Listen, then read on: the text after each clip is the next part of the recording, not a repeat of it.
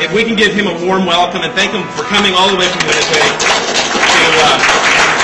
do a presentation. Praise not really due, but thank you. I think somebody just finally had the nerve and the arrogance to stand up and say what everybody's really thinking anyways and do it on the internet. That's about my only claim to fame, I guess. So that and making things simple. That's my whole philosophy on this, is if the simple man can't understand it, then it's not a remedy. So the videos were only half the story. That's the other problem, is I actually wanted to stop putting stuff out until I had a chance to put everything together so that people had the full story, both sides of the equation, what's really going on, to stop people from going into court and getting into yelling matches with the judge that they're the administrator of the legal name, because you're not. There's two different legal names, and I only talk about the one side in the videos. So we're going to talk about both sides, what's going on here, the jurisdictional issues and where people are going wrong. I mean, it's not like I'm perfect. I just spent 18 days in jail myself, but that was by choice. I refused to make application for bail at all. I just said, no, I'm here to deal with this now. I got the Crown to admit on the record on the first day in front of the judge they had no claim, no cause of action, no contract, no jurisdiction, nothing. And then the judge proceeded to keep me there and wouldn't release me anyways. So he's liable. We'll be going to civil court. He's going to get sued right along with the Crown for his actions. I really don't care. They could have kept me in there for another 8 months because I'm making more money by sitting in a chair watching satellite TV and drinking coffee than I was by actually being outside at home, right? So I don't care. I had fun with it. I've got lots of stories about that. I like to tell people, you know what, if you're not having fun, you're doing it wrong. Did you drop the soap? You know what's funny about that is actually I had my own private shower anyways, right? Like, it's not open showers for everybody. And the first time I was in there, I'm washing up, and I dropped the soap, and I started laughing. I'm like, oh man, I'm gonna have to tell people I dropped the soap when I get out of here. And it broke into a couple pieces on the floor, and I'm like, oh, I don't know if I want to use that soap now. It's touched the floor of the shower, so yeah, I was just like, oh, I left it there. Anyways, yeah, not the cleanliest of place. You gotta have fun when you're doing it. And I have fun, like when I'm in jail, I'm like, yeah, whatever. And it's true. I had a whole file I like to bring and show people just so they know I'm not lying. Where when I start drafting all my legal documents or any papers I'm going to write, I write them in pencil, on those little golf pencils they give you in jail in the back of the requisition forms for the canteen and stuff like that. And that's what goes into the court file. So that's you make the best of it, and don't let them know that court or that jail doesn't bother you, because that's their last card they have against you is you'll go to jail. It's like, well, big deal. That's the worst you got. I can go to jail? Give me a break. I mean, if I'm not free to travel the highways and do what I want, I'm in jail already. That's just a smaller room. That's it. So I don't care. And they have to know that. They have to know you're not afraid of them. Because it's a bit of a pissing match in jail, in court. It's a battle. It's a war zone. It is. That's what courts are developed for, right? We used to have armies and go into the field and, I'm right. No, I'm right. Well, yeah, when my army beats your army, then I'll prove to you I'm right. Well, they just move that into a courtroom. It doesn't mean we have to act civilized at all times, because it's still a war zone. They're still attacking you, right? And that's why, I'm not kidding. Sometimes when I'm in my videos and I say I'm yelling at judges sometimes, I'm doing that, but I don't recommend people do that at all, because that's just going to get you where I went for 18 days. I just don't care. So we'll go over what I started touching on in the videos, which is one side of the equation. I don't know what everybody's background is, but I already know that everybody is just mass confusion on what the name is. Still, just mass confusion. So I think that's probably where we're going to start. Again, don't take my word as law. Right? It's only law if one of you agrees with me. Then it's only law between us two, and it doesn't have any bearing on anybody else we're going to go to court against. So people have to understand what law is as well. Jurisdiction, law, the name, we're going to touch on all that right now. I'm assuming everybody's probably seen the videos. Okay. Yeah, like I say, not the most professional videos on earth, so. They are wonderful. Oh, thank you. That's great. Okay, what's the government doing to us? Why aren't they recognizing our rights?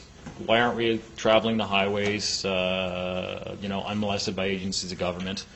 And what is the name? That's the most important thing. I touch on in one of the videos there where I start talking about the name. We go through it all, but we're only talking about one side of the equation in that video. I meant to get onto the other half of what's going on that I hadn't even quite perfected yet at that point, but then we never did. So everybody that's watched the videos, you're only getting one half of this story. So I'm going to draw both sides of the equation at the same time here as I'm going on to explain what happened so we can see the differences between the two.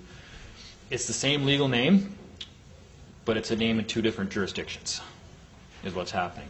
And you are the administrator and the beneficiary of the name on the one side of the equation in jurisdiction, and they are the administrator and beneficiary of the same name in a different jurisdiction. And that's what people don't understand. They don't understand jurisdiction in court and what jurisdiction is, period. Right? So, and once again, I don't know how many times I try to tell people this. Well, we'll start with man. Okay, so man. You're born, and one of the first gifts that your parents give to you is a name. It's given to you. That's why it's even called a given name. And then you have your family name, which is your surname. And they fill out a registration form with the government. And it's something I'm also going to clear up right now. If somebody can prove me wrong on this, I'm still waiting. The challenge is out there. If somebody actually wants to send me documentation on what registration is that conflicts with what I'm going to tell you, I'm still waiting. And it's never going to show up. In their own laws, in Bouvier's Law Dictionary, you can look it up. Registration is not this nefarious thing that, oh, as soon as I register something, it's not mine anymore, right? It's the exclusive property of whoever I registered it to. That's nonsense. Just look up the word register in Bouvier's Law Dictionary. It says right in there, registration transfers no interest in property. It does not transfer an interest in property. What it is, it's a recording. It's a public record that's meant to protect your interest in that property. They're not tricking you into registering something and then saying, ha, now it's ours and you have to do what we say. Right? That's not what's going on. So we register a name. There is a trick being played, but that's not it. So they register the name, again, because you are not a name.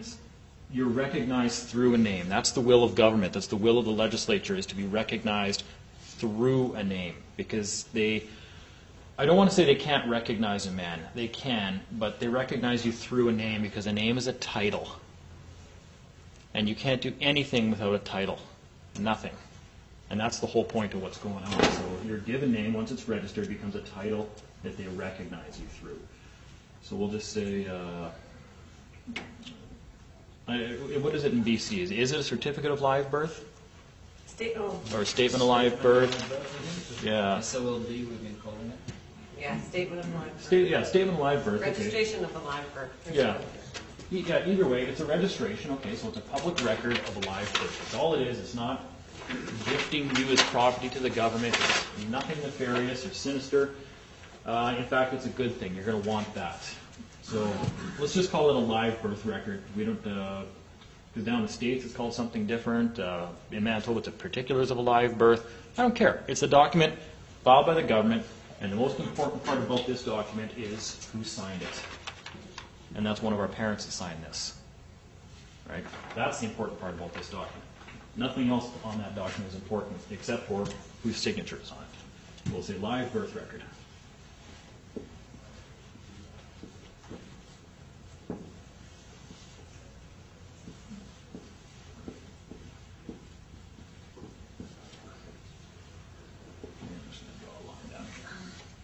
We'll just call that line jurisdiction.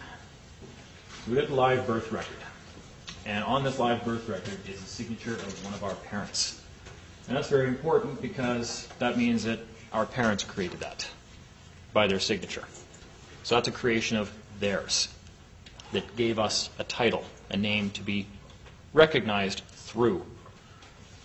So let's start with the points, the difference between the document. So a live birth record is created by our parents. We'll say created by, and in fact, you can say it's created by you, created by us.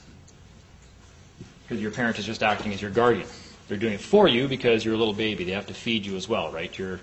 You know, I hate it when people say that, you know, I was born a soccer. No, you weren't. Did you feed yourself? Did you go crawl around and find, you know, bugs to eat? No, you're not. Someone had to look after you when you were born. You had a guardian before you.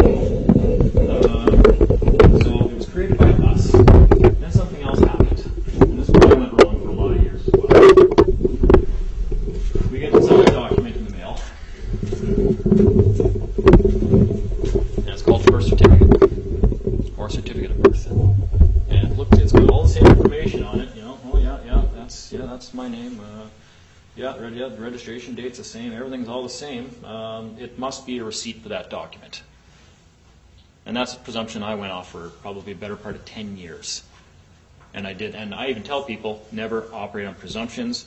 And when you operate off somebody else's work, you should always question their work, right? Instead of just saying, okay, well, this person came to this conclusion, so then I'm going to come to a different conclusion based, you know, working off somebody else's work just perpetuates myths and all the other nonsense that's out there. And that's why we're in such the mess we are. So I thought the same thing. Okay, well, this is my receipt. Oh, yeah, you know, bill of lading, UCC. We went through all that crap. And that's what it is. It's just crap. That's nonsense. It makes absolutely no sense. This is not a receipt for that. It is linked to it, but not the way we think it is. It's not a receipt for it. If it was, they would just send us a shrink copy of that document. So clearly something else is going on. And the other problem is, this is a live birth record, and that one just says certificate of birth. If it was an extract of that document, it would say certificate of live birth. It doesn't. The titles are different. That's very important. So we're going to call it birth certificate over here.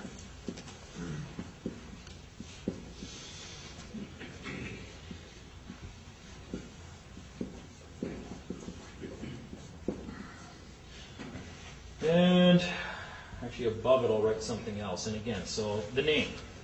I don't care if it's spelled in all capital letters. I don't care if it's spelled upper and lowercase.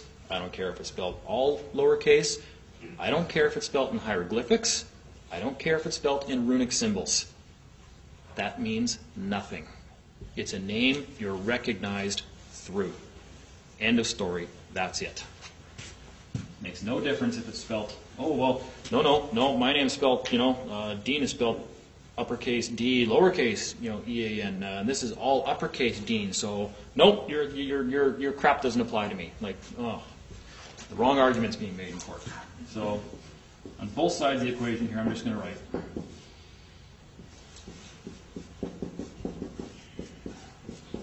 Dean Clifford, Dean Clifford. Except I'm going to start. You can erase that stuff. Oh, okay, we're done with that now? Do we have an eraser? Yes.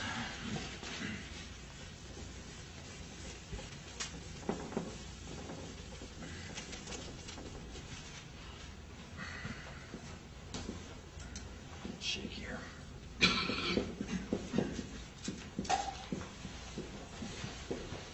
Again, same name, same information.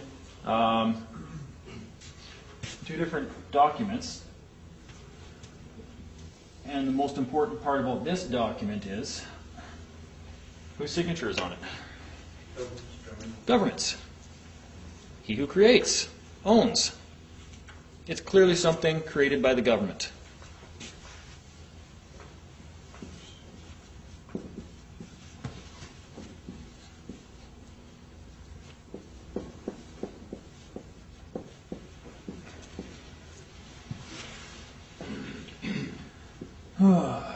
And I'm going to think here for a second before I go on, because I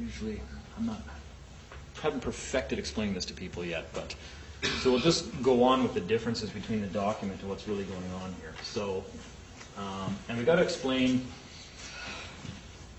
title, I think, at this point. We'll just leave it with this for now. We know they both have the same name on it. Except, obviously, one says given names and then surname, given or Christian name. Either way, it's a name you're recognized through. It's the same name that's on the birth certificate. People have to understand the concept of title and what a title is and what creates a trust. Okay? Everything is done by title. I mean, that goes back to the time of kings and queens and all that kind of stuff. You know, what was your title? Your title is your status. What's your status in society? And that's very important. Especially once you get into trust law as well, because now do people know what creates a trust? Right? Yeah, when something is granted. And more specifically, what happens is when you have title to a piece of property, and there's two titles to property. There's legal title and there's equitable title. A trust is created when those titles are split, and one party is sent one title and another party retains the other title. So that means when legal title is sent to one party, they become the trustee of that legal title. And whoever is the equitable title holder remains the equitable title holder, and that's who the beneficiary of the trust is. That's how trust law works. So those videos were absolutely correct on trust law. The problem was I was only ever talking about this side right here because I was trying to get people to understand who they are and why they have so much power and value attached to them. So when your parents sent in this document with their signature, the original, this is the legal title to the name you were granted by your parents. This was sent to the government. That made them the trustee of this legal title and created a trust. And this is the evidence of that trust. Okay? You always were the equitable title holder of that trust. And that's why you're the beneficiary over here. Okay?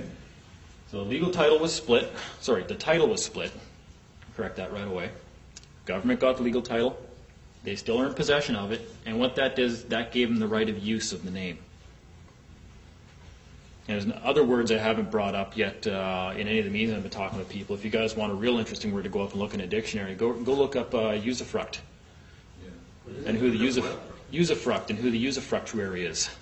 Right? So what you've done is you've granted the government permission or the right of usufruct to the name. USURFRUCT, I think. Usufruct. I think I put an extra R in there. USU, there you go. So, and it's even funny the way it sounds too, because if you don't understand usufruct, usufruct.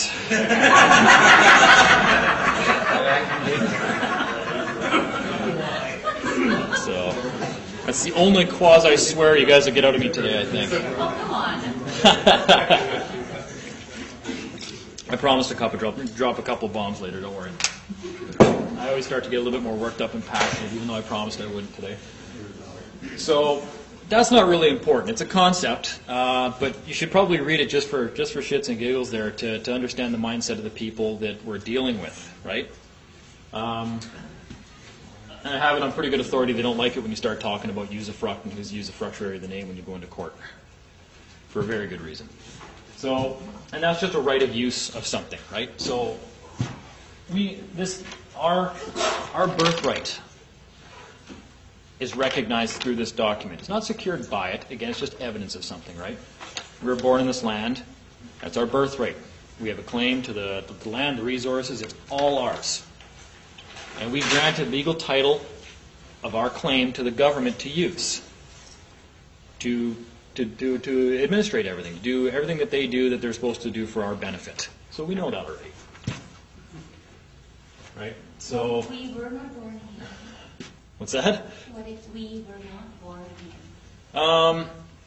That's where things get a little bit more complicated, and I haven't got there yet because I actually was born here. I haven't gotten into the problem of solving what to do for people that weren't born here.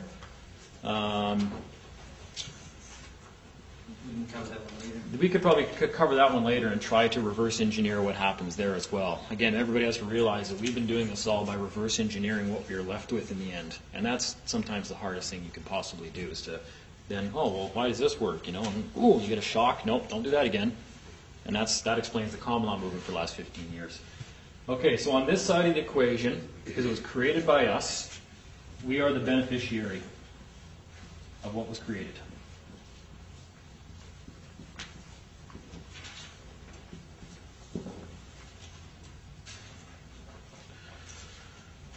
On this side of the equation, now we're going to bounce back. No, we'll wait to bounce back and forth here. We're just going to keep going with this one over here.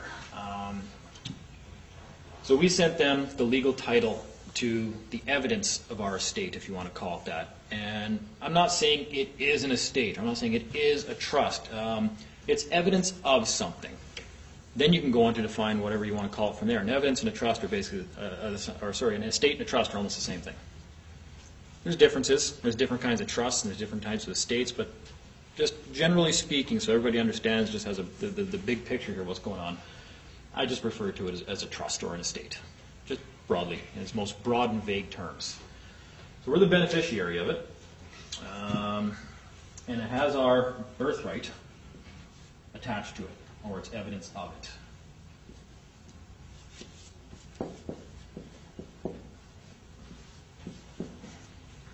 Okay. And what's our birthright? Our birthright as a man is Live free, unmolested. our common law rights, right? Inherent freedoms. It's like inherent rights. I love the word inherent because that's one of the jurisdictions of the courts, is inherent law. So let's just call it inherent rights over here. God-given, inherent, natural, common law rights. They're pretty much synonymous terms. Inherent rights. One of those rights is to conduct commerce. Period. I even had a recent argument with somebody on this because the belief is still out there that government, by some act of magic, simply has jurisdiction over all commerce everywhere at all terms. At all times, sorry. That is incorrect. Absolutely. Because it's a right. It's a right to be able to conduct business, your own business. And that's what it is. It's your own business. Anytime you're doing it, I don't care if you're out in the roads, I don't care if you have a store somewhere and you have the public coming in, that's still your own private business. Unless you get a business license, of course. Then that changes a little bit. So I'm still going to put business commerce down here. You still have the right to do that.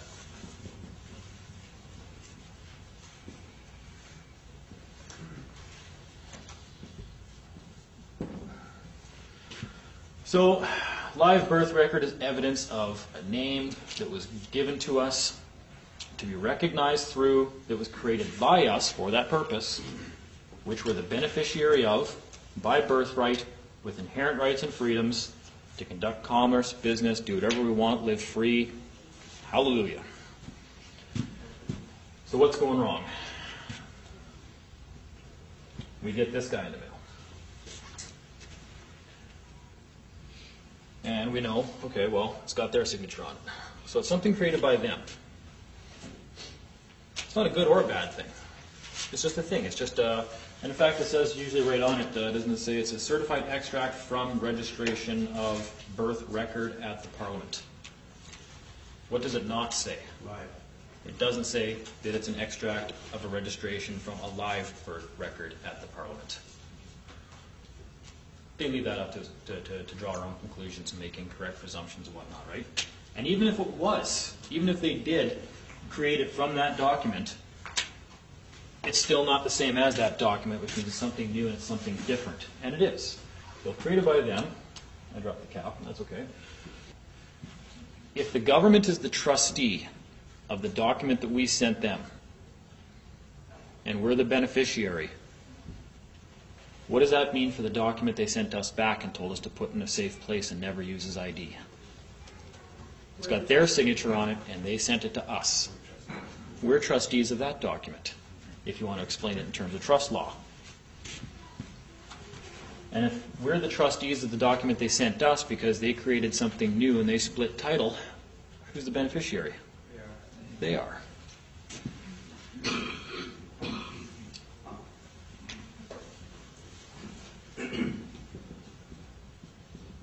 And there's two different ways to explain what the birth certificate is. And I'm going to go over them both, which actually mean the same thing anyways. But there's just two different ways of saying it. Beneficiary is government. Okay, so the beneficiary of that instrument is the government. Okay, so that's why we're going to start getting into the opposing jurisdictions of what these two documents are.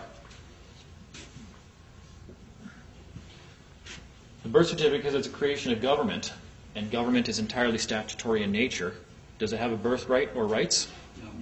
No, it has benefits and privileges. given to it by the government.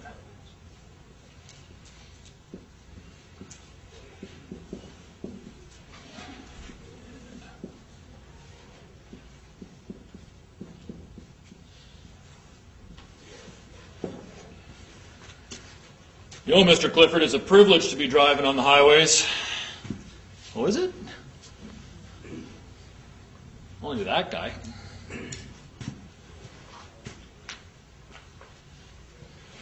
So, instead of inherent rights, this has statutory rights. Or legal rights. We'll just stick with statutory, though.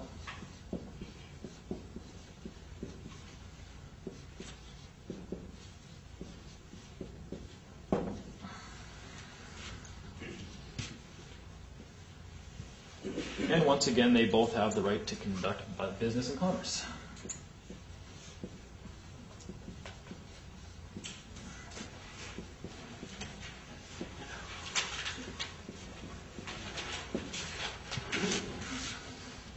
So there is similarities and there's not similarities. The problem here is that both these, it's the same name, different jurisdictions. And that's where the title comes important. That's where title becomes so important, because how many members of the government have different titles? This is the minister. You know, this man is the minister of this, and the minister of this. Those are all different titles. Okay, can the minister of transportation pass stuff for regarding the health, the Department of Health, when he's acting through that title? No. Because that's a different jurisdiction. He can only do that when he's acting through the title that statute is underneath.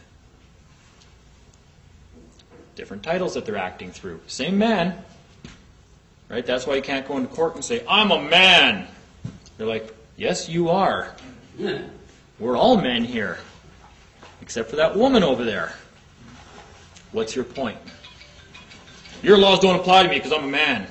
Well, of course they don't apply to a man. They apply to the title that you're acting through. Okay? And you're always liable when you're the one when you're acting and doing something through a title and you do something that's not granted to you by that title. Right? That means you're breaking the law. You're doing something that you can't do through that title. Don't need this line right here as well. Sure, I can explain that better, but I think you get the idea of that. So, and this where gets me into what I lovingly like to call right now, because it's a good way of explaining it, the Braveheart philosophy. We went over that last night, and it helps for people to understand, a little bit better. Oh, okay, I see what's going on. So, when was the last time you ever watched Braveheart? 2 days ago. Wonderful. So you're really going to get this one then. And this might end up being on the website with a picture of Mel Gibson, where I put Mel Gibson, nutter or genius. And I'm just going to circle genius and go, damn, that guy knew what was going on. He was trying to tell us. And that's why he got ostracized from Hollywood, probably. So, they like to tell stuff in movies, don't they? Okay, so the Scottish are pissed off because the English are coming through and taking all their money and forcing them to do stuff they don't want to do and raping their wives and doing all sorts of stuff that just men don't normally like being done to their families. So they get pissed off, the revolt starts, the revolution happens, they're tired, they want their rights to be respected and recognized again. Then the armies march on one another, Longshanks sends up his armies, and all the Scots and the Scottish nobles march down there, and they're all squaring off against a field. And the representative Longshanks comes riding out, right? And then the nobles ride out to, let's talk about this. Let's try to negotiate something here. We don't really want to fight, and no one wants to die. Dying's not a good thing, for the most part. Sorry, I need a drink of water. And the guy rides out, and he says, look, he goes, we don't want to fight. This is the representative of Longshanks. So take your army and just leave, just go home. Let's just forget this all ever happened. And in exchange for this, the king will grant you titles and estates in York and blah, blah, blah, from which you will pay an annual tax for the use of that title. of X amount per year. You have to pay a tax for using that title because it was granted to you by somebody else. And that's when, of course, Wallace rides up. I have an offer for you. No, fuck off. Take your army, you march the other way, and we'll let you live. That's my counteroffer. And if you don't, every one of you will die here today. And of course, then the battle happens. Because obviously they couldn't reach a peaceful conflict resolution at that particular moment. So, and then later on in the movie, my favorite scene, I'm probably going to wind up putting that on the internet too, where he's talking to one of the nobles there. I think the guy ends up being the King of Scotland there, and he's telling him, he's like, look, he goes, we have this birthright. It's ours. This belongs to us. And he's saying, like, for Christ's sake, he's like, help yourselves. Like, don't just take what's yours. Robert de Bruce. There you go. All right? And that's what he's trying to tell us. Look, you got this birthright. Take it. It's yours. And you owe nothing to anybody when you're using your birthright. And that's a title. Your birthright is a title. And this is evidence of that title right here. So if they would have just taken their own country and did what he said and fought with him, they would have had their own country that they would owe taxes to nobody and not be under the thumb of anybody else. And of course they screwed him over and took the titles that had liabilities attached to it and were stuck paying taxes and all that kind of shit until they finally did actually, I think, separate later anyways. So, very important concept. Because again, now we get back to who created what. Okay? If I built my own car from scratch, or even if I just bought all the parts and I just built my own car and I'm going to go around and drive it, whose permission do I need and who do I have to pay for the use of that car that I built? Nobody. I built it. It's mine. The only person I owe is myself. What am I going to do? No, thanks. Pay myself $100 for using it? No, it's mine. It's my right. So, I don't have a car. I do, but pretend I don't have a car. But my friend built one. And I said, hey, you know what? I don't have a car and I got to go to work. Can you loan me the car? Can I use your car because I don't have a car? He says, yeah, no problem. How does $1 a kilometer sound? It's his car. He can either give it to me to use for free, or he can charge me per kilometer. He can just say, oh yeah, just put gas in it, or just give me $50. It's his. He dictates the terms of my use of his property. And if I don't like those terms, then I can walk to work that day. Okay?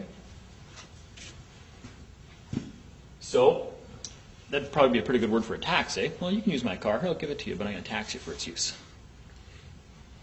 Sounds fair. Are they calling it a taxi? Very likely. I don't know if I've ever taken a taxi. But actually, you know what? That's a very excellent point. That's probably actually very relevant. They're taxing you for its use. And tribute's another one with taxes associated, right? Tribute and tax. It is tribute. Render unto Caesar what is Caesar's. Well, I guess that depends on who Caesar is. I said that to a judge. Because he actually told me. He said, we're not here to do the Lord's work today. We're here to do Caesar's. And I said, I couldn't agree more. I guess now, who's Caesar? Mm-hmm. Yeah, actually, it's something I bring up to some. I know a lot of Christian people who say, well, you got to pay taxes, but they don't read their Bible right. It's actually real quick. There's a story about where Peter was to get the whole point out of the fish's mouth. Render unto Caesar. Yeah. Right before that, actually, Jesus says, he says, Peter, to whom do the sons of the kings pay tribute? And Peter says, to no one, Lord, they're sons of the kings. He says, therefore are the children free. Keep that in mind. Only the foreigners pay taxes. The king's children do not pay taxes. That's another very valid point. And also you can get into, well, if we're supposed to render unto Caesar what is Caesar's, that brings into question what is Caesar's. And since Caesar has created nothing, because everything on this earth belongs to God, Caesar's owed nothing. And the Jews wouldn't pay. That was their big problem. Exactly. So, anyways, that's neither here nor there, but keep that in mind in a few minutes here when I get onto that. So, we're starting to kind of get the idea here what's going on. We've got two different things going on here. We've got government on this side over here. Because government's a business. It's a foreign corporation. Charter and Rights and Freedoms is the first part, is the short form of the Constitution Act, which is Schedule B to the Canada Act, UK, 1982. That's where it was passed. It was passed in the United Kingdom in 1982. It's called the Canada Act. It's not an act of the legislature of the Government of Canada at all. It's above Canada. It created Canada. It's a charter that created the vessel of Canada. Period. And all the Canada Act 1982 was the act to rename the B&A Act of 1867. And it says right in there, we're just renaming it and making the language a little more modern, but the original B&A is still the superior document. It's right in there. Read it. They're not hiding nothing. So, government's a corporation. We know that. It's a business. They do provide a very, very good function for us. And we don't want to be scared of them. We just want to start using them the way they're supposed to be used. That's why registration is a good thing. It's actually a public record of an event that protects your rights. So someone can't come out to my farm with 5 of his buddies and guns, say, "Get out of here! It's my farm now." You know? Then I just go, oh, someone just stole my farm. No, that doesn't happen anymore because governments are meant to keep records of who owns what to protect their rights. And that's why nothing can be taken from you without due process of law. And that's when the records can be changed to show somebody else is the owner. So records are a good thing. They're not forfeiting equity in the property. They might be forfeiting legal title. That's fine. I don't care about legal title. If somebody else is holding legal title in trust for my protection and my benefit, that's great because they're now liable if something happens and I lose that. They're the liable party. It's a great thing. We just have to finally understand what's going on. So, government's a regulatory body. They regulate everything here on the lands. They don't exist. They only exist in the waterways. And who cares? What relevance does that have to anything anyways in the real world? You're going to walk into court and say, well, Canada's a ship on the seas of commerce and they only exist on the water, so I don't have to do what you tell me to do. Okay, see you in jail. And that's where you're going to go. That's a pointless argument. It has no relevance in life. So,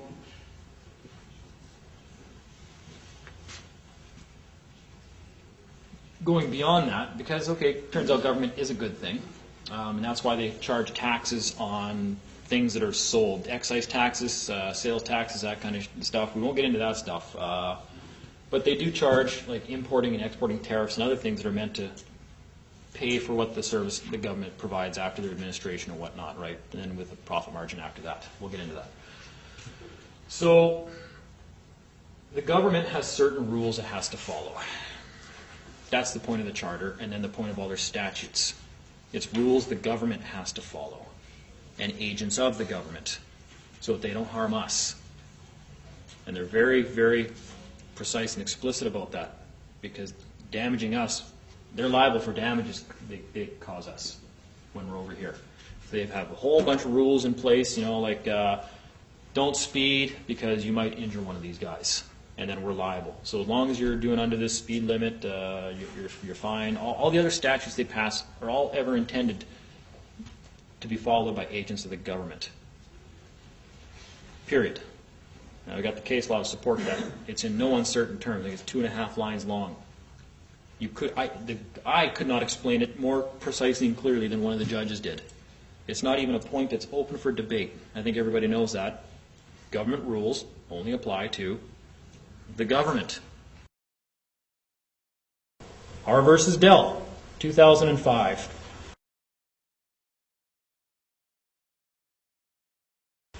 The Charter does not apply to interactions between private citizens except where the private citizen acts as an agent of the state or is performing a government function. Period. It just makes sense. So, among one of our many, many birthrights, this is where it gets good.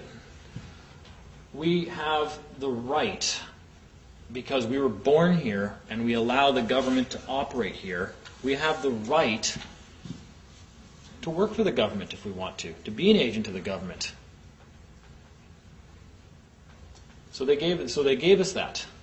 They said, okay, one of your birthrights, and now that we know that you have a birthright on file, we're going to create a government agent identity for you that you can work as an agent of the government if you want to. Everybody needs to earn a living. Everybody needs to earn a living. That's what they did. They sent us that in the mail and said, you're certified, just because you were born on this land, you're certified to work for us. It's a birth certificate, right? I have a diploma at home. I graduated high school. Apparently I'm now certified to do something. The qualifications for being an agent of the government are somewhat more lax. It includes being born here. That's a right. Because we allow them to do business here and conduct their affairs on our land and control the resources that they're supposed to be benefiting us. So they allow us to, don't allow us, it's a right that we then can act as an agent of that government and be paid for our services. So you could call it a license, I don't call it a license. It's a title that you can act through. Same thing. I can be the same man can be the Minister of Finance or the Minister of this or the Minister of that. Those are all titles that they act through. And when they're acting through that title, they can do certain things. And they cannot do certain things. It all depends on what the title represents. And that's all that's going on here. We've got two titles. We've got one title over here that's recorded with the government. And through that title, we have all these rights, inherent birthrights afforded to us by our Creator. And that's simply the document that is a record of you being born here, and the government is there because they're the trustees of that document. They're actually the ones that are supposed to be protecting that birthright. That's the whole point of them being here. But shortly after we filed that, our parents filed it for us, we disappeared. They've never heard from us ever again. It's just an abandoned claim that they have legal title to and can use all the value attached to that title for profit, for gain, control the resources, everything. And we never showed up again. It's like being born into a family where you're the heir to a billionaire's fortune, and you just leave and go away and never come back. Now, don't misconstrue that. I'm not trying to say there's an account somewhere where you're going to be able to access billions of dollars. And that's something else I'd like to clarify before I even normally speak to people. There's no accounts in your name with billions of dollars in it. I don't know where this shit comes from. I think half the time it's agents of the government that get on the internet and promise you, oh yeah, file all these documents and you'll get access to a treasury account that's got billions of dollars, and then we go off chasing that. Oh man, I'm greedy. I want millions and billions of dollars for nothing. Okay? That's a debtor mentality. That's somebody who wants benefits for nothing. It doesn't exist. You are owed, and there are accounts, but they're not your accounts. You can't access them, and they are required to pay you something, but it is not billions. It's not even millions. But how many people out here would have a much better life already if, say, the government sent them a check for $50,000 a year? Sounds pretty good to me. That's 2.5 times what you'd make at a minimum wage job. Okay? I'm not saying that's what it is. I'll get to that eventually as well.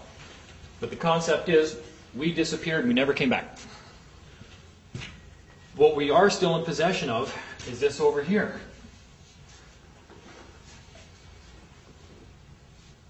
And we've been running around all over the place doing all sorts of stuff with that guy. We've been operating through that title. It even said, don't use this as ID. What's the first thing we did with it?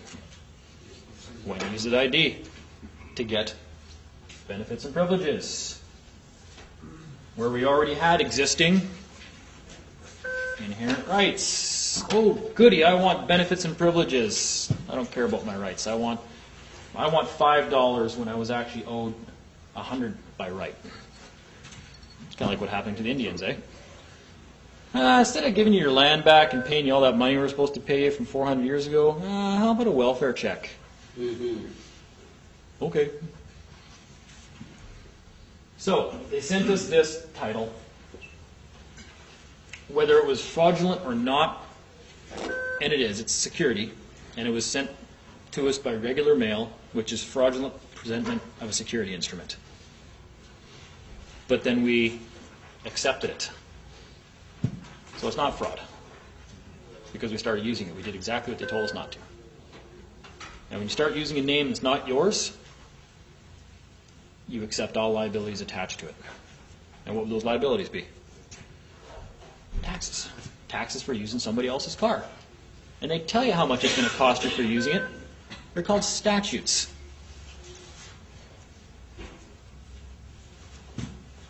Yeah, Frank, no problem. I'll loan you my car, but if you drive over 50, I'm going to give you a bill for $50. Because I don't want you taking my car over 50 kilometers an hour. It's my car. I created it. I'm going to let you use it. And when you use it, you're going to obey my rules because you're in my house now.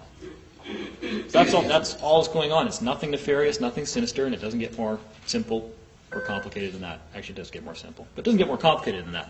You can make it complicated. I could probably draw a chart on here that would fill this wall explaining more of this, but what's the point? This is actually what's going on, right? But the problem is, and this is my philosophy on this, is even though we have, okay, so you go out and you use this ID, you use it as ID, it's not, it's a record of an event. You have the legal title to it, so you can go and use that legal title to get things and do things. The same way the government's using our legal title to allow corporations to go and rape all the resources off the planet for free. Okay? They were told not to do that. So that's where some of our remedy starts to come in. But either way, that's what we're just doing what they're doing. Same thing. Government mirrors us. As is above, so is below. It's a mirror. It's a reflection. Government does everything that we do. We get the government that we deserve. You know, all these people are protesting down at Toronto and in Wall Street too, bitching at the government, Wall Street, for giving us what we asked for. I almost can't blame the government for going in and kicking these people in the teeth.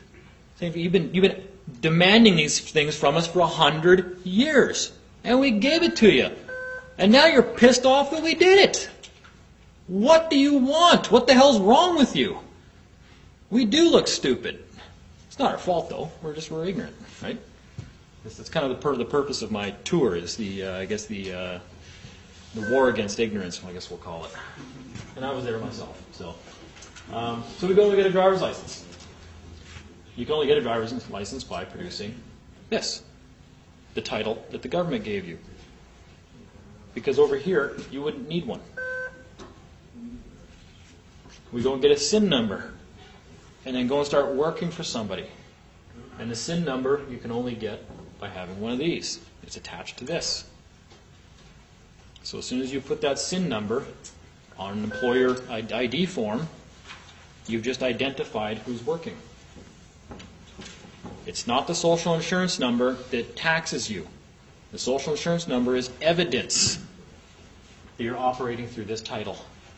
And they can tax this title. That's all they're doing. They're taxing the name. When people think they're paying property taxes on the land, no. You're paying for this title's use of the land. It's always attached to the name. So, you get pulled over and you produce a driver's license. License registration, please. And you pass it over. Yep, okay. Driver's license attached to this title. It's statutory. It must pay taxes.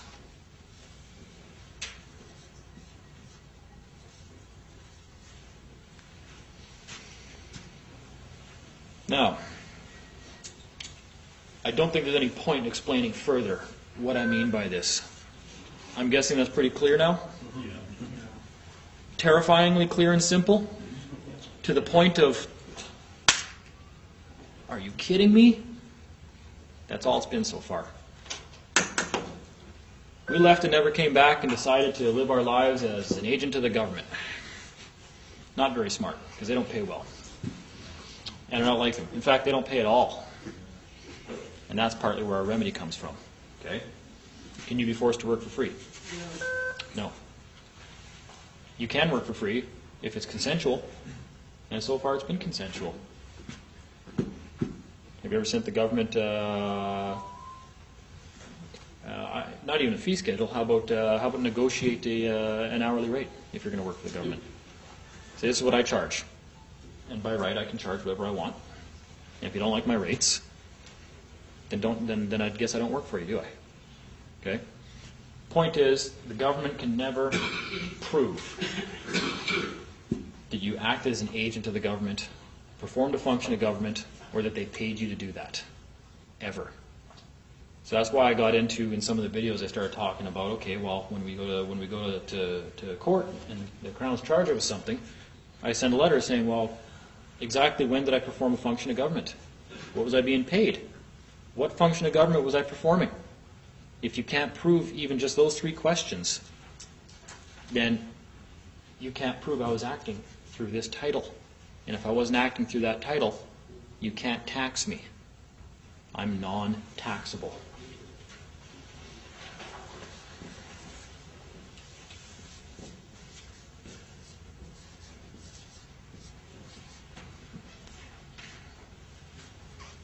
You're only taxable over here.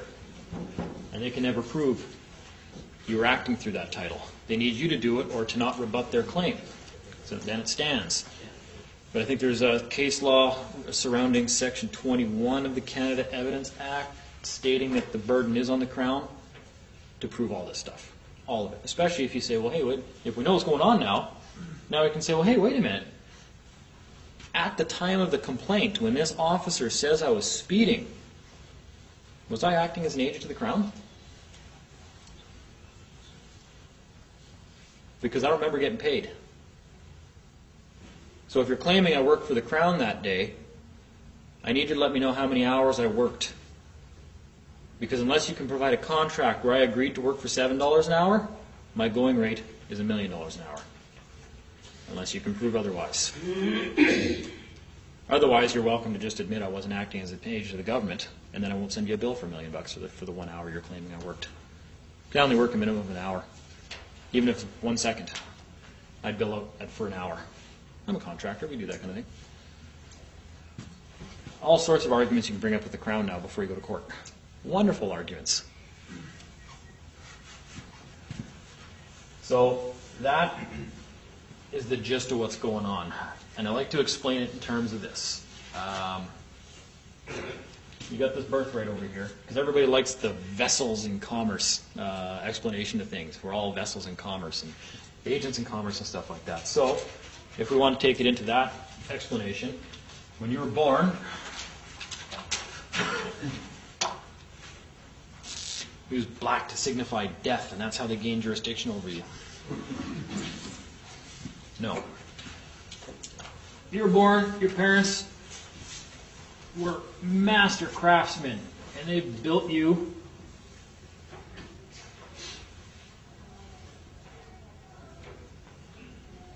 a battleship. Thank you. That's my expert art abilities. If my brother was here, he could actually draw a battleship with this marker that would look more real than a real battleship. He got all the skills on that end. I got the good looks and the brains. He must know me, but I'm humble too. Yeah. Nice. So they birthed you a battleship to go out there and do whatever you want. No one can mess with this because it's the mightiest thing that ever sailed the seas. And no one is going to mess with you because you have rights. This thing is just all your rights out on the vessels of commerce. Then the government came along and said, okay, well, we'll let you work for us because we're regulating all the resources here. We need people to work for us and act as agents for us, and we'll pay you to do it. And we'll even create an identity for you, a title to act through when you do it. It's your birthright. But then you have to follow all the rules when you're acting through that title, which only makes sense. When you're acting through a title, you have to do everything that that title allows you to do, and you can't do anything that title doesn't allow you to do, or you get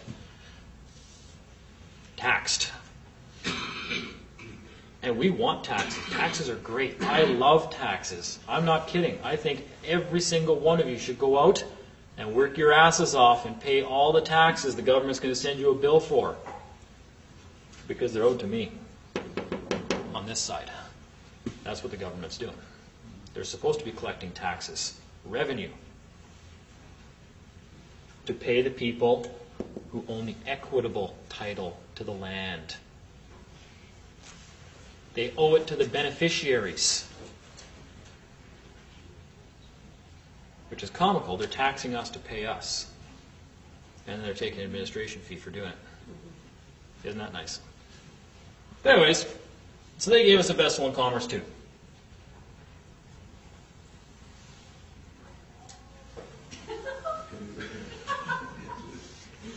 There's my paddle.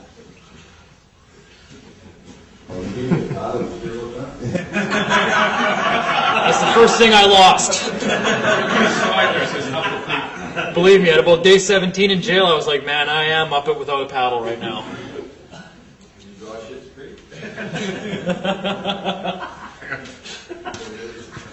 So there's the explanation in terms of commercial vessels for the people that are going to be watching these videos online that like the commercial approach to things. Oh, they're all vessels sailing the seas of commerce. Okay, sure, I can go with that explanation too. Different ways of explaining the same thing. Except over here, my parents gave me a battleship. That no one can just come up and, we're coming aboard, we're going to steal all your property on the battleship, whatever you're transporting. No, you're not, dude. Don't you see this gun? I'm going to blow you out of the water because this gun represents my rights.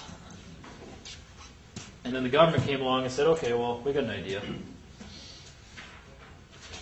Come and work for us and we'll give you a canoe. But it is amusing. I mean, when you're in jail, you muster up for dinner. They use all sailing terms there. It's all done military. You know, Clifford, comma, Dean. Muster up for dinner. And then they go and they walk you right through the door. It says Sallyport. To go eat. So yeah, this stuff all does have its basis in commercial admiralty law. There's no question. Do we need to know commercial admiralty law to understand any of this? No, we don't. Because as long as we show up and we claim what is ours, for Christ's sakes, help yourselves. Claim what is yours. You don't need to know all the other bullshit. That's their stuff. That's trustee law. I don't care about trustee law. That's for trustees. That's for the government. I don't care who you're taxing. Just make sure I get my share of the profits. And they're not profits. Right? It's earnings off of all our resources being squandered and the use of our land and stuff that's ours by birthright. We're letting them use it. But they're supposed to be paying us for it. And they haven't been because we disappeared and never came back. And went paddling around on a stupid canoe they could tax every time you drop your paddle. That's it. That's what's going on. Any questions about that? It's kind of funny that every time you watch a movie on the military, their protocol is that you have to ask permission to come on board their ship. Yep. We have permission to come on board their ship. It's right here. They gave it to us in the mail. Yeah, they ask permission to come on our stuff. They never knowingly trespass on us because we don't even know who they are. They're not obligated to tell us we're owed anything or who we are. That's the beauty of it. I'm not obligated to tell. You know, as a contractor, would I be a good businessman if I drew up a contract with somebody? I'm going to build you a house. I'm going to charge you this much money, and this is what I'm going to do for the work. And you read it all, and you go, yeah, okay, I'm pretty good with that. And you're about to sign, and the person's about to sign it, my customer, and I say, whoa, hang on a sec there. Before you sign that, I just want you to know I am completely screwing you over in this deal. Go ahead and sign. I just felt obligated to tell you that if you sign that, you're a moron. But go ahead. There, yeah, that would be full disclosure. Wouldn't be a very good businessman if I did that. No, I don't screw anybody over, right? My contracts are always on the level, but that's what that has the effect of. They're not obligated to tell you you're being screwed over. Why would they be? See a hand. When you were asking, or when you were mentioning about them having to prove that you were working for them as an agent, I guess if you get pulled over for something and you give them your license, that's the proof right there, is it not? It creates a presumption, right? The presumption is you're acting as an agent of the government because you just produced government ID. So then if you get a ticket and you discuss with Crown and say you're going to have to prove that I was working for you as an agent, and they not just say, well, you handed over your get out of jail free card? They could say that, of course. And that's when I would say, well, okay, just because I have a license to do something, does that mean I was operating under it at the time? Can a cop go to a restaurant with his family when he's off duty and pull out his badge and operate through that badge? No, he's not on duty. That has no force effect. He's just a man. He's not at work under that title. Right? Just because I have permission to do something doesn't mean I'm doing it at that time. Just because they ask for a license, oh yeah, I got one of those. Oh, okay. If I wanted to act in that capacity, which I'm not, I have one, here it is. But they presume you do, because they very quickly take down his Everything license number. after that is just a presumption that you were operating under that title that obligates you to obey all the statutes attached to it. But we never make that argument. We show up in court saying, I'm a man, I don't have to pay that. You know, and the judge just goes, oh, geez, another one of you guys. You were also in one of their government Okay, vehicles, I'll get to too, that. though. It's the vehicle's license. It's not a government vehicle. But it's got title. Of course. I registered it. I sent them legal title, and I kept equitable title. That's another trust arrangement. They're actually trustee. They're supposed to protect my interest in that property. I can use my property all I want. That's my right. Now, you license it, and you give it the ability to perform a function of government and carry on commerce through the agent name. Does that mean you're doing it at the time of the complaint? It doesn't mean that, but it's what judge is going to side with you with that argument. I don't care about a judge siding with me. The Crown's going to agree with me that I'm not performing a function of government because they're not going to provide any facts or evidence to the contrary.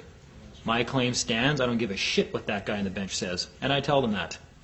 Mr. Clifford, it's my opinion that the Criminal Code of Canada applies to you in this matter.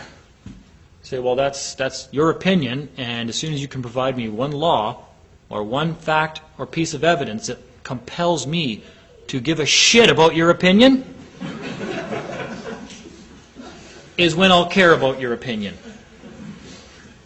That was the conversation. That's the conversation I had with the last federal judge I went in front of. Seriously, what do I care about his opinion? He's there to say, did your adversary respond to you? They did not reply. We have agreement of the parties. I was not performing a function of government at the time of the complaint. They have no facts or evidence to support that. Dismiss. Motion to dismiss everything right now. I don't care what the judge's opinion is. If you believe him, that's fine. You know, that's. And I'm not talking like that to be like derogatory or belittling or anything like that. It's usually how I get my point across when I'm talking to people. Could there be a difference if you, I got pulled over one time and didn't have my license on me, and I thought the guy was going to say, okay, well, come with me then. But as a matter of fact, that happened more than once to me, and they let me go both times. Is it possible that there's something in that if you don't carry your license, then you're actually Of course. free? Well, let me ask you a question. Everybody carries around their birth certificate and pulls it out every time they're asked for ID for any reason. And it's not ID, it's just a record of something to be recognized through. Mm-hmm. What would be another really good idea to do? Or, why recreate the wheel? Everybody's out there trying to create wills and estates and a new entity and all this. I've got these letters patent, and here's a 400-page document the Attorney General for the province didn't reply to, so he's recognized I've got this new whatever and all this crap. You know what? I got a better idea. You've already got a document that is recognized by the government. You didn't force them to recognize it. You didn't get it by way of non-response. It's even got their stamp on it. But it's not convenient, I need a bigger pocket. Exactly. That's exactly it. Yeah. Oh, well, this one's bigger, so I just take the smaller one with me. So how do you get your live birth Okay, hang on. record back? You don't want you'll never get the original back.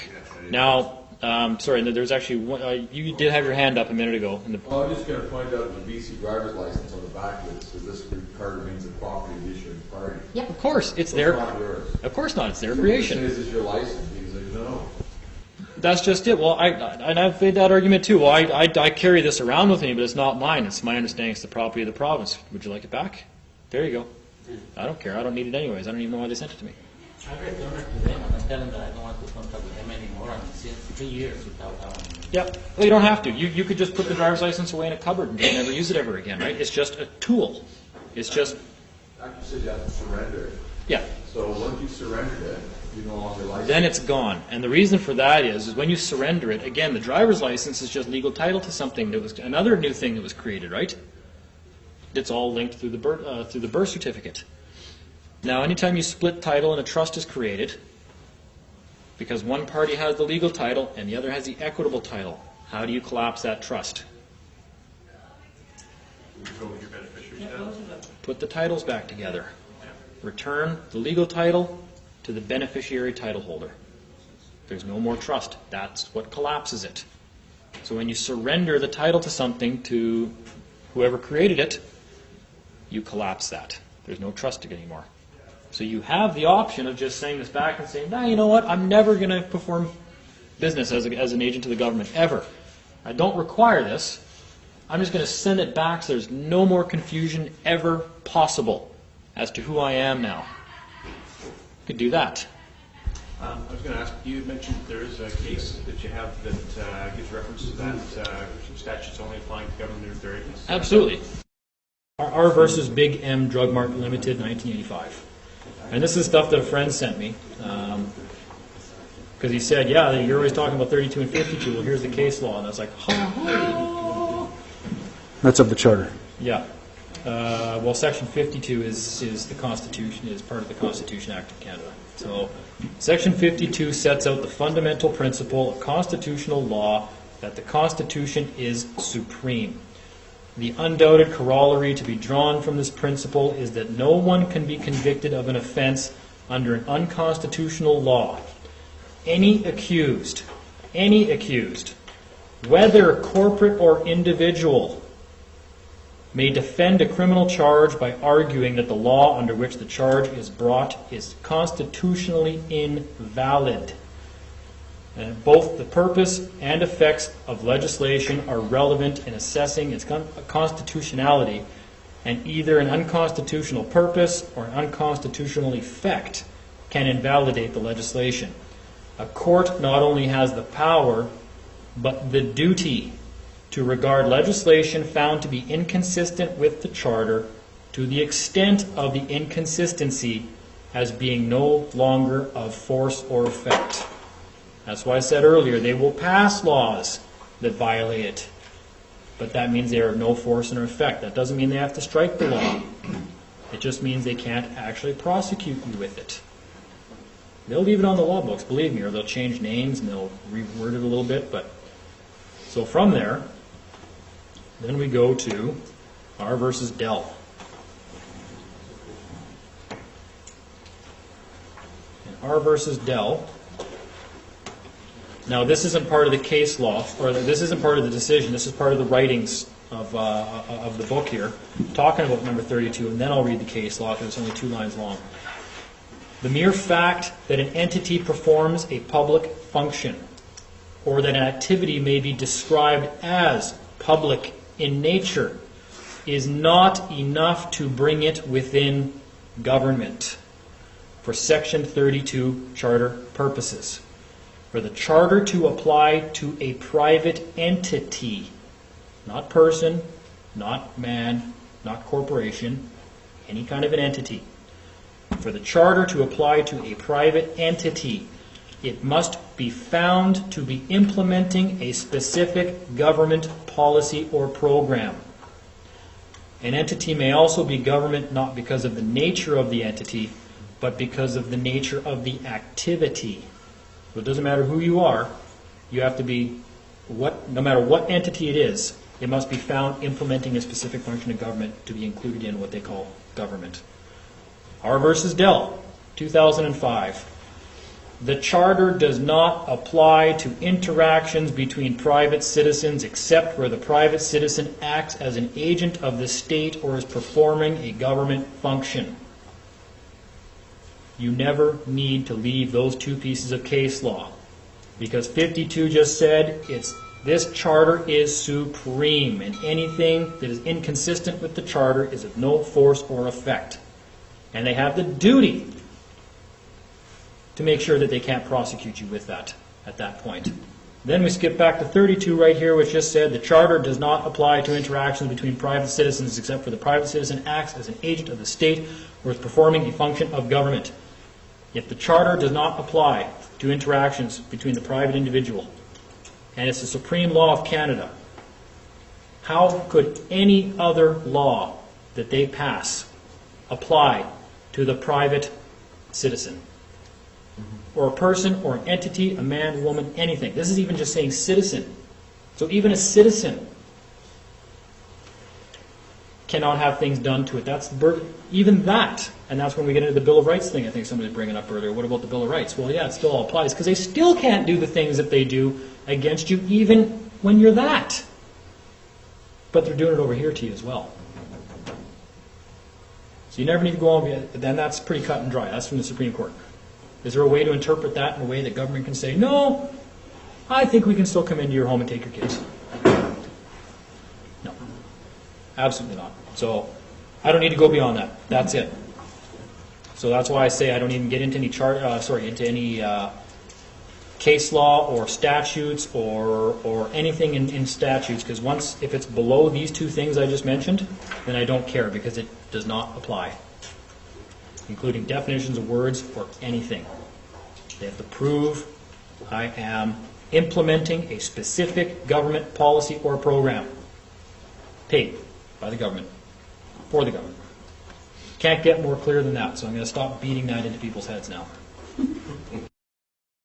Doesn't the Charter of Rights and Freedoms in itself say it belongs to Parliament? Absolutely. And again, I talk about this in the videos. This is the Supreme Court sites that back up what I say. And I didn't even have those back then. I just, and actually another friend back in Manitoba put me onto that. We were reading through it, and he's like, and we're like, okay, well, 52 says it's the supreme law of Canada. And this charter is it. This is the supreme law of Canada. Clearly, it's what created Canada. That's its mandate. That's its will. It has to obey that. Hang on a sec. So when you read through it, and Section 52 says that this is the supreme law of Canada, anything that is inconsistent with any provision of this Act is of no force or effect. Now, let's get something straight. Does that mean the government is not going to pass laws that conflict with that? It doesn't say they can't pass laws that conflict with it. They say that whatever laws they do pass are of no force or effect because of that. But only if you mention that. They pass all sorts of shit. Pretty soon they're going to be, your toilet paper roll is going to be a bill. It already is. Yeah, it basically already is. Okay?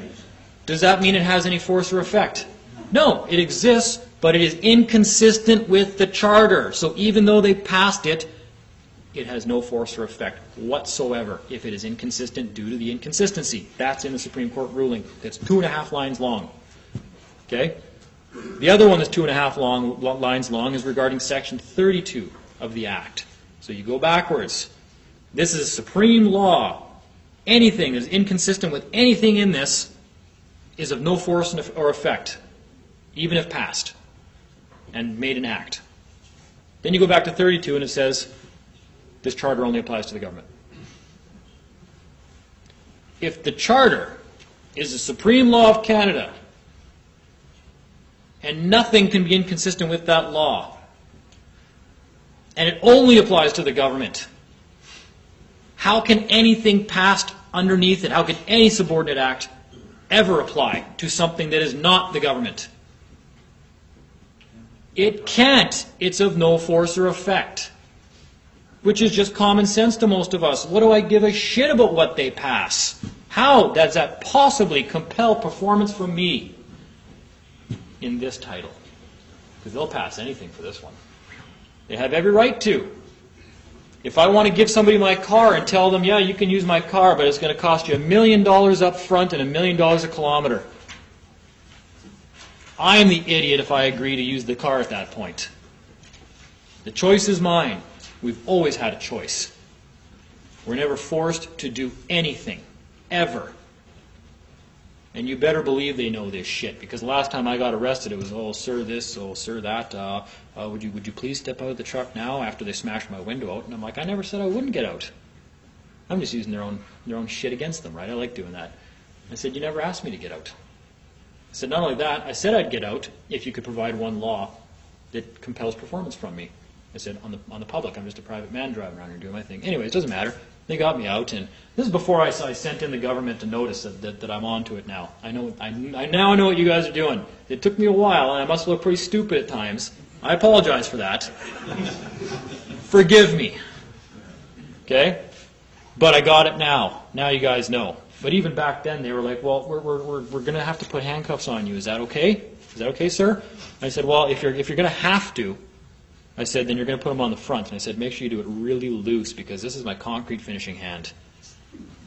And they're like, okay, is that too tight? Is that too tight, sir? I'm like, no, we're good, dude. Okay. And they're like, okay, could you please get in the car? And they're open. They're helping me get into the car and everything. And they're very cordial.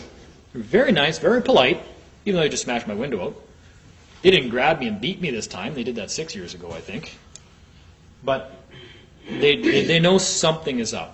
And they're starting to get more cautious now, because most people are starting to figure things out. Some of us have already figured it out, and we know how to go after recourse now. But either way, that's all the proof you're ever going to need is Section 32 and 52 of that Act. And here's why. What do I care about anything below that in any statute? It doesn't apply to me. And 32 and 52 state that, which is just common sense. If I'm in my kitchen table and I write up a new document, I authorize Dean to go into his neighbor's house and take his neighbor's TV. Sign it. Walk over to my neighbor's, ring his doorbell. Hey, I got this law says I can come into your living room and take your TV. Okay, well, no, it has no force or effect.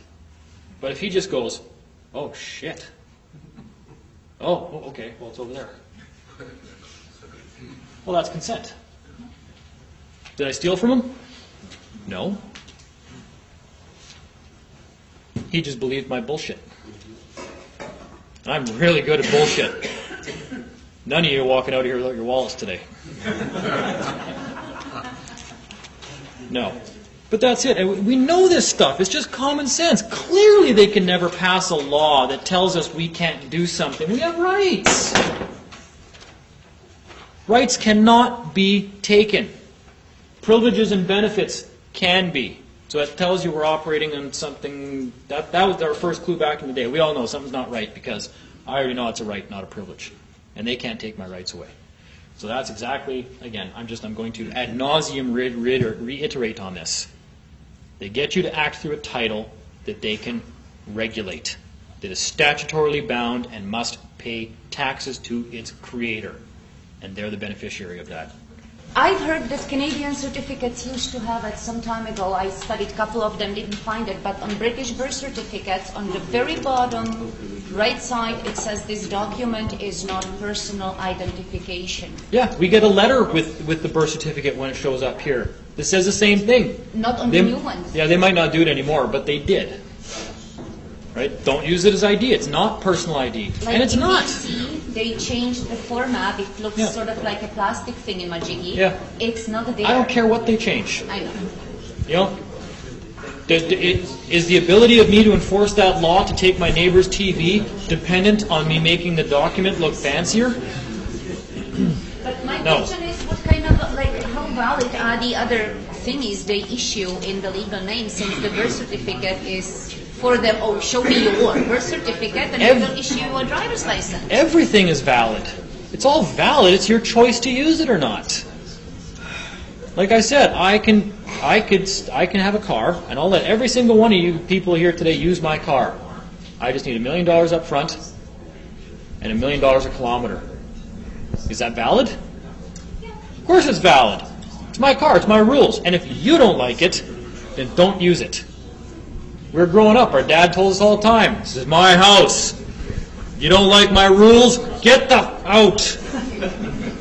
And some of us leave. Yeah, I don't like those rules. That doesn't sound very good. I'm just going to leave. So did you forfeit your, or you have no reason to? You can't forfeit anything. Or not forfeit, did you threaten